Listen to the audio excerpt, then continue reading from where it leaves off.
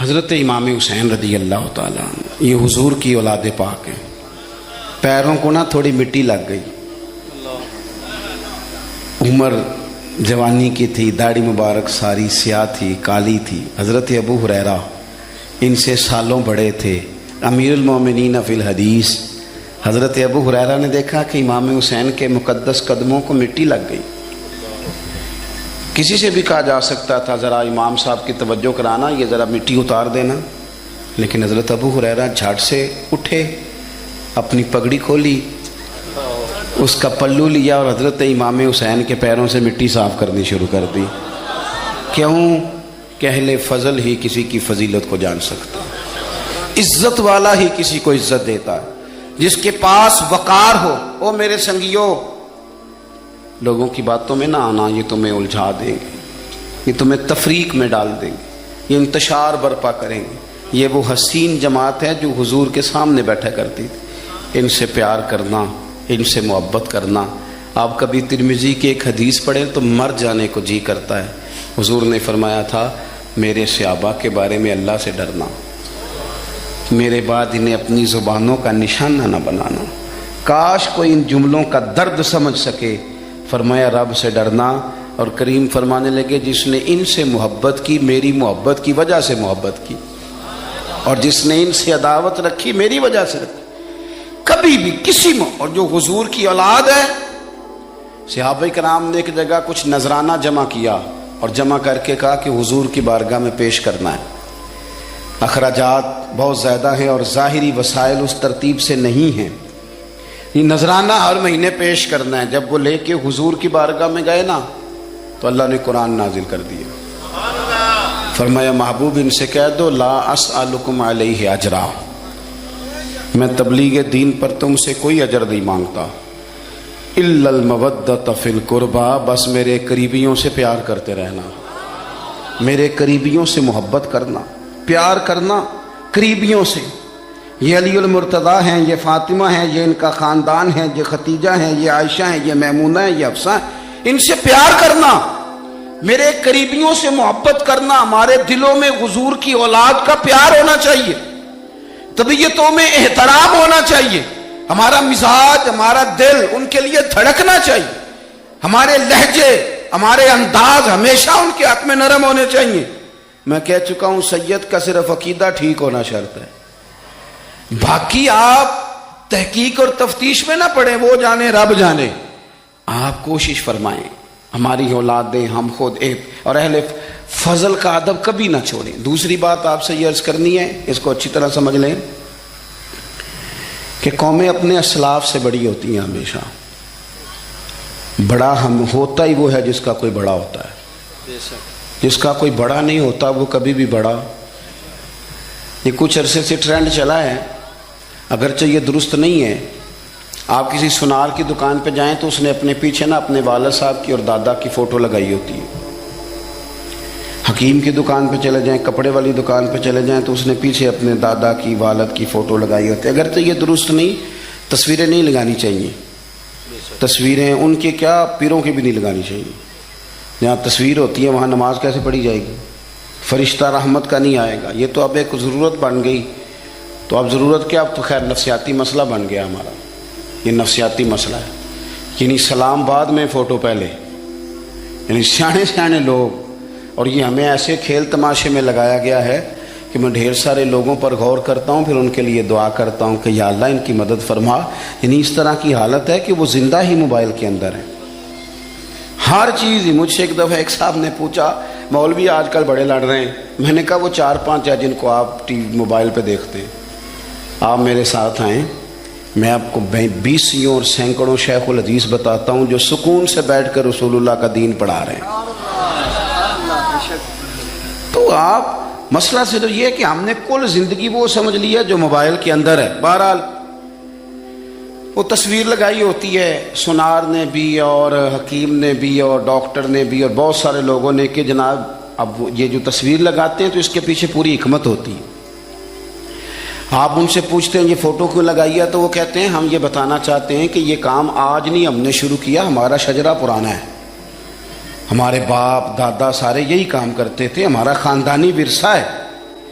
وہ ثابت یہ کرنا چاہتے ہیں کہ ہم پیچھے سے ہمارا ایک سلسلہ آ رہا ہے. ساری دنیا اپنے اکابرین کو، اسلاف کو، بڑوں کو ان کے زور پر بڑا ہونا چاہتی ہے. یہاں کچھ لوگ ایسے آئے ہیں جن کے نزدیک معاذ اللہ صحابہ ہی ٹھیک نہیں تھے، اہل بیت ہی ٹھیک نہیں تھے. آپ اپنی سند کیسے مضبوط کریں گے؟ اگر وہ اولین جو حضور کے سامنے بیٹھتے تھے وہی ٹھیک نہیں تھے تو پھر ان سے ہو کے جو دین آگے آیا اس کو تم کیسے ٹھیک مانو؟ ساری چیزوں کو مشکوک کرنا چاہتے ہیں. ہمارے بزرگوں نے، امام بخاری نے، امام مسلم نے محنت کر کے حدیثیں تلاش کی، اصول بیان کیے کہ یہ حدیث صحیح ہے، متواتر ہے، حسن ہے، ضعیف ہے، کیا ہے، اس کے اصول اور قاعدے بیان کیے. اور جب انہوں نے خود پوری تحقیق کی، تھوڑی سی آپ مشکل بات نہیں کر رہا، تھوڑی سی آپ غور کریں گے، انہوں نے سینکڑوں میل کا سفر کیا، گھوڑوں پہ، پیدل، اونٹوں پہ، ریسرچ کر کے بتایا کہ یہ حدیث بالکل درست ہے، اپنی سند کے اعتبار سے، متن کے اعتبار سے یہ متواتر درجے کی ہے. انہوں نے پوری ریسرچ کی. پھر غور کریں کیا کہہ رہا ہوں، جب پوری تحقیق کر لی تھی تو پھر انہیں کہنا چاہیے تھا نا یہ نبی پاک نے فرمایا ہے، کہنا چاہیے تھا نا کہ یہ حضور نے فرمایا، ہماری تحقیق ہے، حدیث درست ہے. لیکن کسی نے بھی ڈائریکٹ نہیں کہا. انہوں نے جب بھی کہا کہنے لگے حضرت عبداللہ ابن عمر فرماتے ہیں کہ حضور نے یوں فرمایا، حضرت انس بن مالک فرماتے ہیں کہ حضور نے یوں فرمایا، حضرت جناب سیدہ عائشہ صدیقہ فرماتی ہیں یوں حضور نے فرمایا، حضرت ابو ہریرہ فرماتے ہیں یوں حضور نے فرمایا. انہوں نے نا پہلے اس صحابی کا نام لیا جنہوں نے وہ بات اپنے سینے میں محفوظ کی. کیا بتایا انہوں نے ہمیں کہ ہم دنیا گھوم آئے ہیں، ریسرچ کر آئے ہیں، تلاش و بسیار کے بعد اس نتیجے پہ پہنچے ہیں کہ دین کا اصل فیض وہی ہے جو صحابہ اور اہل بیت کے سینوں سے ہو کے امت کو نصیب ہوا ہے. اصل فیضان وہ ہے جو وہاں سے ہو کے آیا. تو ایک بات تو یہ کہ اہل فضل کی عظمت، اور دوسری بات کہ اپنے اکابرین کے ساتھ جوڑ کے رہنا، اور تیسری بات حضرت سیدنا امام حسین، حضرت امام حسن رضی اللہ تعالی عنہما، ان دو شہزادوں سے نا نبی پاک صلی اللہ علیہ وسلم نے جو محبت فرمائی ہے نا وہ بھی بڑی قابل دید ہے. حضور نے جو ان سے پیار کیا ہے. کچھ لوگ ایسے ہوتے ہیں کہ جن سے انسان جب پیار کرتا ہے، محبت کرتا ہے تو وہ بات نا دور دور نکل جاتی ہے، بات پھیل جاتی ہے. ان کے ساتھ نا میرے نبی پاک کا خصوصی لگاؤ ہے. اس کا مطلب یہ نہیں کہ ہر نانا ہی اپنے نواسے سے پیار کرتا ہے، یہ معنی نہیں. رسول پاک علیہ السلام جو کام بھی کرتے ہیں اللہ کی وحی کے ساتھ کرتے ہیں. حضور کا ہر کام وحی خدا ہے، اپنی مرضی سے حضور کوئی کام نہیں کرتے. تو نبی پاک نے جو بھی کیا ہے وہ امت کے لیے نمونہ ہے. حسنین کریمین سے جو حضور کا پیار ہے، جو نبی پاک علیہ السلام کی ان کے ساتھ والہانہ محبت ہے. اعلیٰ حضرت بریلوی نے حدیث لکھی ہے، راوی حضرت عثمان غنی ہے رضی اللہ تعالیٰ عنہ. حضور سید عالم صلی اللہ تعالیٰ علیہ وآلہ وسلم نے نا گھر میں پیغام بھیجا، فرمایا فاطمہ سے کہو ذرا حسن حسین کو تو بھیجے. یہ سارا دن ہی حضور کے پاس رہتے ہیں، سارا دن ہی، لیکن وہ جو والہانہ پن ہے، جو محبت ہے، جو ان کے ساتھ محبوب کا خاص لگاؤ ہے، سیدہ سے کہو ذرا شہزادوں کو بھیجے، تھوڑی سی دیر ہو گئی آنے میں. اعلیٰ حضرت فرماتے ہیں یوں لگتا جیسے سیدہ فاطمہ کپڑے نہیں ماں بدلنے لگتی بچوں کے، خوشبو نہیں لگانے لگتی، تھوڑی تیاری میں دیر ہو گئی تو محبوب نے نظریں جمائی ہیں اس حجرے کی طرف جہاں سے امام حسن اور حسین نے آنا ہے. رحمت کے عجب ہی جھمیلے ہیں، حسنین یہاں پر کھیلے ہیں. تو دونوں شہزادوں جب دروازہ کھلا تو حضرت عثمان غنی کہتے ہیں بچے جب نکلے نا دونوں تو یہ کوئی 10 15 50 100 میل دور سے تھوڑی آ رہے ہیں، تو یہیں رہتے ہیں. محبوب کے قرب خاص میں انہیں سایہ کرم ہر وقت نصیب ہے. لیکن نبی کریم علیہ السلام کا جو والہانہ پن ہے، جو ان کے ساتھ حضور کا رشتہ محبت ہے، جیسے ہی دونوں شہزادے آئے حضرت عثمان غنی فرماتے ہیں محبوب نے مقدس گھٹنے زمین پہ رکھ دیے اور دونوں بازو کھول دیے. ایک شہزادہ اس سینے سے لگ گیا اس کندھے سے، ایک اس کندھے سے لگ گیا، اور پہلے بھی حضور پیار کرتے تھے، پر آج تو رخ ہی بدل گیا بات کا۔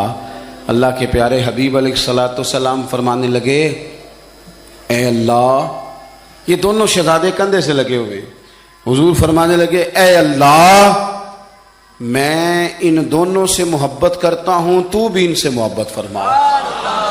اور کہا، اے اللہ، جو جو میرے حسن حسین سے محبت کرے تو ان سب سے محبت فرما، تو ان سب سے پیار کر جو میرے حسنین سے پیار کرے۔ اللہ کے پیارے محبوب علیہ السلام کی محبت جب حضور کو، بھائی جس چیز کی طرف محبوب نے ایک دفعہ دیکھا ہے نا، وہ غار ثور میں حضور ایک دفعہ گئے ہیں، 3 دن قیام کیا، ایک دفعہ گئے، تو ہمارا تو کئی بار جانے کو دل کرتا ہے۔ جہاں حضور تھوڑی دیر قیام فرمائیں اس جگہ سے پیار ہو جاتا ہے، اور جن شہزادوں سے حضور اس والہانہ انداز میں پیار کریں، ان کی محبت، ان کا پیار ہمارے دلوں میں ہونا چاہیے، اور کچھ نہ ہمارے جذبات ہونے چاہیے، کچھ ہمارے جذبات میں والہانہ پن ہونا چاہیے ان شہزادوں کے لیے۔ آج کل نا ہمارے ہاں دور ہے تقریروں کا، پوسٹیں لگانے کا، اپنی اپنی اور ویسے بھی جو ہم لکھ رہے ہوتے ہیں، جو بول رہے ہوتے ہیں، وہ اپنے لیے نہیں ہوتا، الا ماشاءاللہ، وہ تو سامنے والے کے لیے ہوتا ہے۔ وہ تو حضرت مجدد الفسانی رحمۃ اللہ علیہ کے حالات پہ ایک سیرت نگار نے لکھا ہے کہ آپ نے ایک شخص کو نا اپنے سلسلہ نقشبندیہ میں اجازت دی کہ اب آپ بھی آگے اللہ اللہ بتائیں، تربیت کریں، یہی طریقہ ہوتا تھا، تو ان کو خلافت دے دی، اب وہ سلسلہ طریقت میں آگے اشاعت سلسلہ کا کام کریں گے۔ کچھ عرصے کے بعد وہ خلیفہ صاحب نے حضرت شیخ کو خط لکھا تو کہنے لگے، حضور آپ نے فقیر کو اجازت دی تھی، اب میں تقریر بھی کرتا ہوں، تدریس بھی کرتا ہوں، تصنیف بھی کرتا ہوں۔ تو حضرت فرمانے لگے، آپ بہت اچھے کام کر رہے ہیں، رب آپ کو برکت دے، پر یہ سارا کچھ تو آپ لوگوں کی اصلاح کے لیے کر رہے ہیں، کچھ اپنے لیے بھی کرتے ہیں، رات کو تہجد میں اٹھ جاتے ہیں، کچھ اللہ کے حضور رونا نصیب ہو جاتا ہے، کچھ آپ کو درود و سلام کی کیفیات نصیب ہوتی ہیں، یہ تو جو کچھ ہے الحمدللہ بہت اچھا ہے، قابل تعریف ہے، پر یہ تو آپ خدمت دین کا کام کر رہے ہیں نا، لوگوں کی، آپ اپنے لیے کیا کر رہے ہیں، یہ بھی تو مقام غور ہے۔ بہت ساری چیزیں آج ایسی ہیں جو تقریروں میں، تحریروں میں، لیکن ہمارے پرانے بزرگ جو تھے ان کا رنگ اور تھا، ان کا انداز والہانہ تھا، والہانہ۔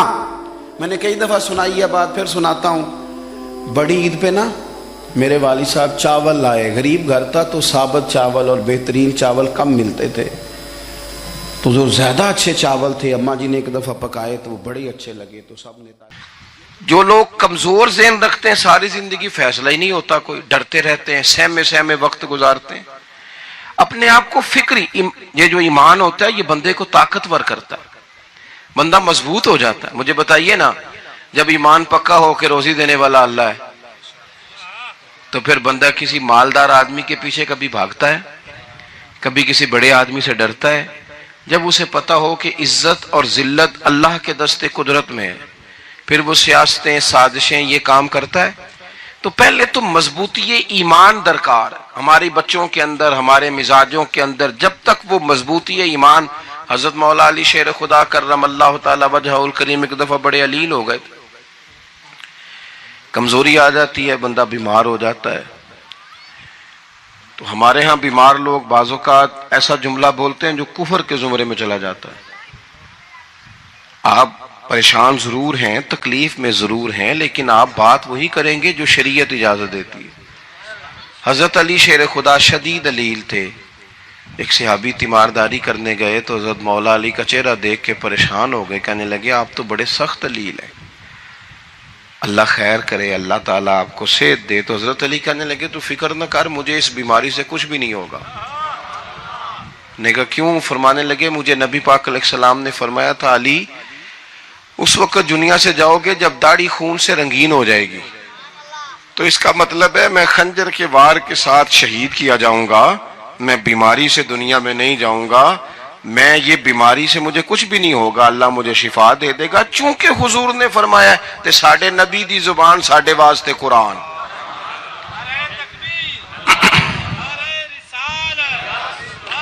تو سب سے پہلے تو اپنے ایمان کے اندر، توکل کے اندر مضبوطی پیدا کریں. مسلمان دیکھو نا، نماز پڑھنے سے روزی میں برکت ہوتی ہے کہ نہیں؟ ویسے جو چوپ ہے ان کی بھی ہوتی ہے کہ نہیں؟ نماز پڑھنے سے روزی میں برکت ہے. تو پھر اس کا مطلب یہ ہے کہ جب ٹائم آئے نا نماز کا، تو گاہک جتنے مرضی کھڑے ہوں پھر دکان بند کرنی چاہیے، پھر نماز پڑھنی چاہیے، کیونکہ روزی تو اللہ نے دینی ہے، گاہکوں نے تو دینی. تو سب سے پہلے ضروری ہے مضبوطی ایمان. میری طرف دیکھیں جی، آپ ویڈیو ضرور بنائیں پر میری طرف بھی تو دیکھیں نا جی. اللہ آپ کو خوش رکھے. موبائل اللہ تو مہنگے دے وے، پر ساری دیڑی یہ کام تری نہ کروں. آپ بنائیں ضرور، میں ویڈیو بنانے سے منع نہیں کرتا، سارے بنائیں بے شک، پر دیکھیں میری طرف، میری بات پر غور کریں. دوستو، مضبوطی ایمان، توکل، اللہ کی ذات پر بھروسہ. آپ کبھی میدان کربلا کا پورا نقشہ اپنے سامنے رکھیں نا، پورا نقشہ. دو چیزیں ہیں. امام حسین کو نظر آ رہا ہے اب شہادت ہو جائے گی، اتنی بڑی فوج آئی ہے، خدا کی حکمت کے تقاضے سمجھ میں آ رہے ہیں، حالات کیا ہوں گے سمجھ آ رہی، پر ایک لمحے کے لیے بھی ان کا توکل کمزور نہیں ہوا. اپنے رب پر جو مضبوط بھروسہ ہے، مضبوط. سیدہ طیبہ طاہرہ حضرت فاطمہ الزہرا رضی اللہ تعالی عنہا نا اونٹ کے بالوں کی بنی ہوئی چادر اوڑھ کر چکی پیس رہی تھی. یہاں بیویاں بڑا روتی ہیں، غریبی بڑی ہے، بڑی غریبی ہے. حالانکہ اب کون بندہ پیبند والے کپڑے پہنتا ہے جی؟ دور ہی گزر گیا. اب تو بڑی مشکل سے وہ لوگ ملتے ہیں جو جوتا ٹوٹ جائے تو گانٹھ کے پہنے، ورنہ تو نئے جوتے آ جاتے ہیں. حضرت سیدہ پاک اونٹ کے بالوں کی بنی ہوئی چادر اوڑھ کے چکی پیس رہی تھی. نبی پاک صلی اللہ علیہ وسلم نے دیکھا، آنکھوں میں آنسو ضرور آئے، پر محبوب نے فرمایا فاطمہ دنیا میں تھوڑی سی تکلیف برداشت کرو، قیامت کی ساری عزتیں اللہ آپ کو ہی عطا فرمائے گا.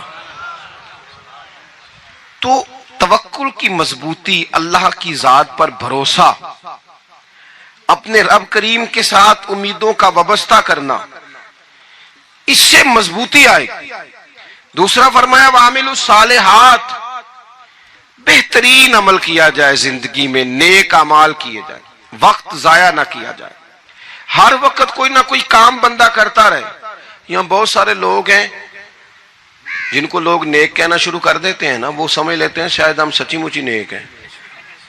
لوگ جو کہتے ہیں حضرت صاحب قبلہ، پیر صاحب قبلہ، میں یہ طالب علموں کو، دوستوں کو، بلکہ اپنے آپ کو بھی کئی دفعہ کہتا رہتا ہوں، اپنے آپ کو سمجھاتا ہوں کہ یہ لوگ تجھے کہہ رہے ہیں حضرت صاحب، یہ تو رات کو تو اپنے آپ سے پوچھنا، اپنے رب سے پوچھ.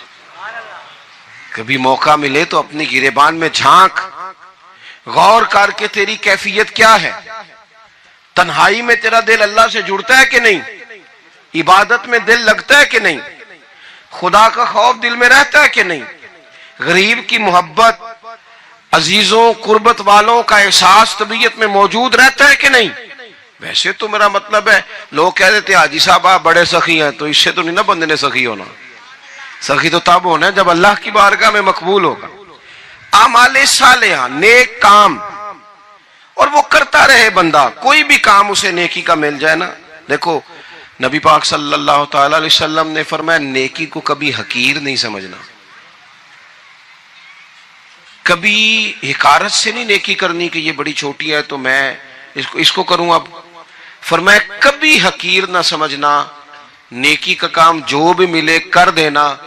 فرمایا اگر بھائی سے مسکرا کے ملو گے بھی نا تو اس پر بھی اللہ تمہیں صدقے کا ثواب عطا کرے گا. ہم تو اس دین سے کے ماننے والے ہیں جو کہتے ہیں تو گلی سے روڑا اٹھا دے، کانٹا اٹھا دے، کسی کی تکلیف دور کر دے، کسی اس پر گنجائش کر دے، کسی کے لیے آسانی کر دے. جو بھی خیر کا کام میسر آئے پورے دن میں اسے چھوڑے نہیں. صبح گھر سے نکلیں، وہ ایک صحابی تھے، غالباً تابعی تھے، تو تو بازار جاتے اپنے غلام کے ساتھ تو سارا بازار گھوم کے واپس آ گئے. خادم نے کہا جناب کو نہ کوئی خریدا نہ کچھ بیچا.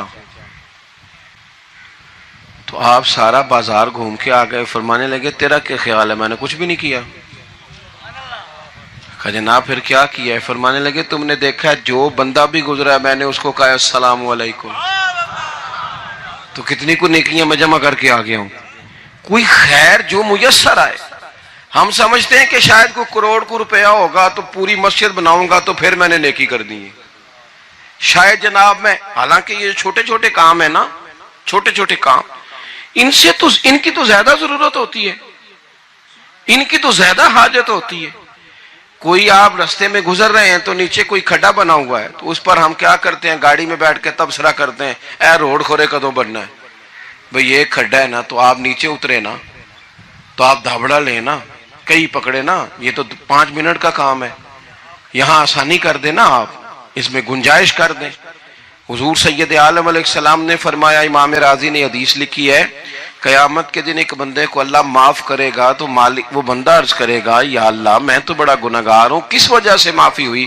فرمایا رات کے وقت تو گزر رہا تھا، تیرے پیر سے روڑا ٹکرایا تھا، تو نے اٹھایا ادھر ادھر دیکھ کے کہ کوئی اللہ کے کسی بندے کو تکلیف نہ ہو جائے.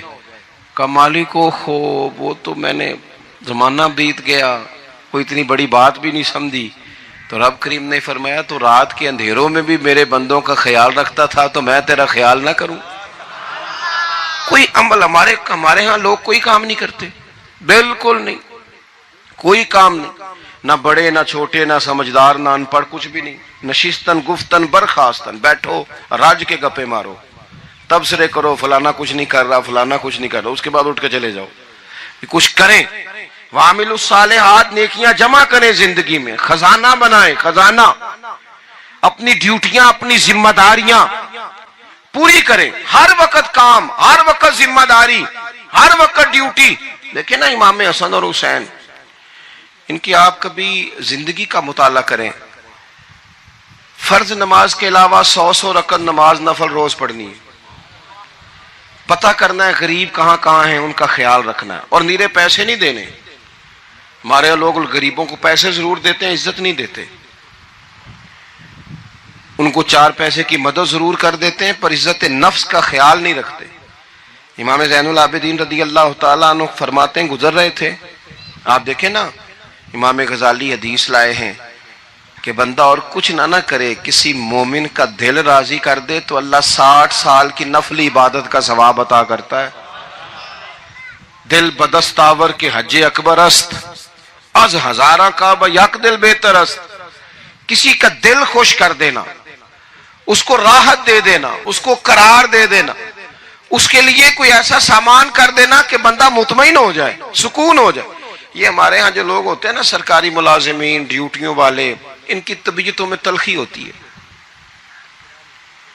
یہ اگر صرف پیار کرنے لگ جائے نا، میں کچھ میڈیکل سے وابستہ لوگ میرے احباب میں سے ہیں تو میں ان سے کہتا ہوں کہ شفا تو اللہ نے دینی ہے، چلو تم دوائی تو آج کے دیا کرو نا، تم آنے والے کی بات تو توجہ سے سنو. وہ بیچارہ اپنی بات، ہمارے ایک بزرگ تھے تو تعویذ لکھا کرتے تھے، بڑے عالم تھے. مجھے کچھ تھوڑی سی نا میرے دل میں ان کے بارے میں خفگی رہتی تھی کہ آپ اتنے بڑے عالم ہیں، آپ کتاب لکھیں، آپ تعویذ لکھ رہے ہیں، اور پھر لوگوں نے کمائی کرنی ہوتی ہے، آپ تو مفت دیتے ہیں سارا کچھ. اتنی لمبی ڈیوٹی، سارا دن بیٹھے رہتے ہیں آپ اور لکھتے تعویذ ہیں، پڑھائیں آپ. میں نے ایک دن ان سے گزارش کی، میں نے کہا شیخ آپ بڑے آدمی ہیں، جن لوگوں کو اللہ نے رسوخ فی العلم عطا فرمایا ہوتا ہے ان میں سے آپ ہیں. اللہ نے آپ کو پختگی دی ہے علم میں، شعوری عالم میں، آپ سارا دن تعویذ. فرمانے لگے یار میں تعویذ نہیں لکھتا، اصل مسئلہ یہ ہے کہ جو تعویذ لینے آتا ہے وہ اپنا سارا دکھ سناتا ہے. تو میں تعویذ نہیں لکھتا، میں نا بس لوگوں کے کلیجے ٹھنڈے کرتا ہوں. میں کسی کا، اب تو بچوں کے پاس ٹائم ہی نہیں، وہ تو ابا کا دکھ نہیں سنتے، بالکل نہیں. وہ تو ڈھونڈتے ہیں کوئی کونا ملے تو جا کے موبائل دیکھیں، وہ تو بیٹھتے ہی نہیں. اماں کہہ رہی ہوتی ہے کہ پتر کو 10 منٹ میرے پاس بھی بیٹھا کر، لیکن پتر مصروف بڑا ہے، ویڈیو چڑھانی ہے اس نے، ٹک ٹاک بنانا ہے اس نے نئی تصویر چڑھانی ہے، ہم الجھ گئے. یہ چیزیں انسان کو نفسیاتی طور پر کمزور کر دیتی ہیں. جو لوگ زیادہ یہ کام کرتے ہیں ان کے حافظے کمزور ہو جاتے ہیں، وہ الجھ جاتے ہیں، انہیں پتہ نہیں ہوتا رات میں نے کیا کہا تھا، صبح میں کیا کہہ رہا ہوں. ہر وقت نہیں، ضرورت کے وقت، ہر ٹائم نہیں، مخصوص اوقات میں. حضرت امام زین العابدین رضی اللہ تعالیٰ عنہ فرمانے لگے، ہم گزر رہے تھے، امام حسین ساتھ تھے، تو رستے میں نا کچھ غربا، غریب لوگ بیٹھ کے کھانا کھا رہے تھے. کہتے ہیں ہماری ان پر نظر پڑی تو انہوں نے حضرت امام حسین رضی اللہ تعالیٰ عنہ سے کہا، حضور آئیے، تشریف لائیے، کھانا کھائیے. وہ ضروری نہیں ہوتا آپ کو سب کا کھانا پسند ہی آئے، ٹیسٹ اپنے اپنے ہوتے ہیں، یہ ضروری تو نہیں. کھانا پسند نہ بھی آئے تو دل تو پھر بھی راضی رکھنا چاہیے نا. قربان جائیں، نبی پاک نے کس طرح ہماری تربیت کی. حضرت عائشہ صدیقہ رضی اللہ تعالیٰ عنہ فرماتی ہیں، کریم محبوب کا میں نے یہ طریقہ دیکھا کہ اگر کھانا ناپسند ہوتا تو چھوڑ دیتے، پر کبھی اس میں سے نقص نہ نکالتے، عیب جو ہی نہ کرتے. گرمی کے موسم میں کھڑی ہے بیچاری خاتون، اور کتنی مشقت سے اس نے کھانا بنایا، اور کتنی گرمی سہی ہے چولہے کے سامنے، لیکن صاحب وہ کھانا رکھا ہے تو وہ کہتے ہیں یہ تو کی پکایا ہے، وہ کھانے والی چیز ہے بھائی، اس طرح کرنا. اب جو اگلی ہنڈی ہے وہ تو پکا، نہ تو کھڑا ہو. یہ پتہ چلے یہ کام کتنی مشقت کا ہے. زندگی میں کچھ تھوڑا سا دوسروں کا خیال رکھنا یہ بھی تو دین کا حصہ ہے نا. آپ اپنی زندگی میں ہمیشہ اپنے لیے سوچیں، کسی اور کا سوچیں ہی نہ. تو میرے عزیز یاد رکھیں گے آپ، امام زین العابدین کہتے ہیں نبی پاک صلی اللہ تعالی علیہ وآلہ وسلم نے نا حضرت امام علی مقام کی، امام حسن اور حسین کی اس طرح سے کچھ تربیت فرمائی تھی کہ غریب پروری ان کے اندر رچ بس گئی تھی، مزاج بن گیا تھا. وہ غربا بیٹھے تھے، دسترخوان بچھائے سڑک کے کنارے، تو امام حسین گزرے تو انہوں نے آواز دی. امام صاحب روک گئے، کہنے لگے حضور تھوڑی روٹی نہیں کھا لیتے ہمارے ساتھ. تو امام صاحب آ گئے، نیچے بیٹھ گئے غریبوں کے ساتھ. کوئی جرت کرے نا، چلو امیروں نے تو غریبوں کے ساتھ بیٹھنے کی جرت نہیں کرنی، کوئی پیر ہی بیٹھ جائے غریبوں کے ساتھ، وہی مہربانی کر دے کہ میں پیر صاحب ہوں، قبلہ ہوں، تو میں ہی چلو لنگر کھا لوں مریدوں کے ساتھ بیٹھ کے. ہماری تو محفلوں میں بھی نا جی، نعت خانوں کا، مولویوں کا، دوسروں کا کھانا اور ہوتا ہے، اور غریب آدمی کو شاپر میں چاول ڈال کے دیتے ہیں اور ساتھ اسے کہتے ہیں یہ لنگر شریف ہے. بھئی اگر یہ شریف ہے، تبرک ہے، تو اے پیر صاحب نو نہیں سی لنگدا، اڑتا ہے گلے میں لنگر ان کو. یہ لنگر شریف جو ہے یہ نعت خاں کو بھی تو گزرنا تبرک ہے کہ نہیں؟ ہاں نہ تو کرو نا. تو جیڑی زیادہ تبرک والی شے ہے وہ پیرانوں بھی تو کھانی چاہیے نا. نعت خاں کو اس کے لیے لہدہ سے مرغ مسلم اعلیٰ کھانے. میں اکثر دوستوں سے کہتا ہوں چلو میلاد شریف پہ ہی صحیح، سب کے لیے اچھا کھانا پکاؤ. چلو جس غریبوں کے بچوں کو بیچاروں کو سارا سال وہ بوٹیوں کے لیے لڑتے ہیں، تم میلاد بھی اچھی روٹی پکا دو، تو بچہ جب کھائے گا نا بہت ساریاں بوٹیاں اور چاول، اور اپنے ابا سے پوچھے گا کہ ابا جی آج کی گل ہے، بڑا گوشت پہ لبد ہے. تو ہو سکتا ہے غریب باپ رو ہی پڑے اور اسے کہے پتر تو آج راج راج کے کھاج ساڑھے نبی پاک دا میلاد شریف ہے.